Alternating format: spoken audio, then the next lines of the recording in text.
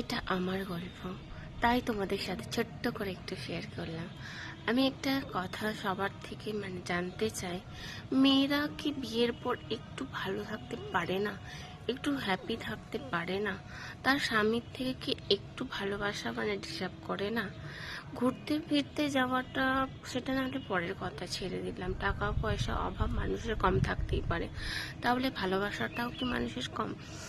আর আমি হয়তো বলবে অনেকে, তুমি কি ভালোবাসা পাও না? আমি ভালোবেসে বিয়ে করেছি, তবে আমি আজ একটা কষ্ট আমার মনের মধ্যে আছে, কিন্তু সেটা আমি শেয়ার করব না, যেহেতু আমি মানে নিজের পছন্দ করে বিয়ে করেছি। যাই হোক, আমার কষ্ট সারা জীবনই থাকবে। আমাকে জীবনে ভালোবাসার মতো কেউ রইল না। একমাত্র ভালোবাসি আমার মা। মা হচ্ছে নিঃস্বার্থভাবে আমাকে ভালোবাসে, যে আমায় জন্ম দিয়েছে। এছাড়া সত্যি কথা বলতে শ্বশুর বাড়িতে এসে আমি কোনোদিন হ্যাপি ফিল করিনি, কিন্তু হ্যাঁ, আমি হয়তো মানিয়ে নিতে পারিনি। আমার শ্বশুরবাড়ির লোকেরা ভালো, সবাই ভালো, আমাকে সবাই ভালোবাসে। আমি মানিয়ে নিতে পারি না, আমি মানিয়ে নিয়ে হয়তো চলতে পারিনি, সেটা আমার দোষ।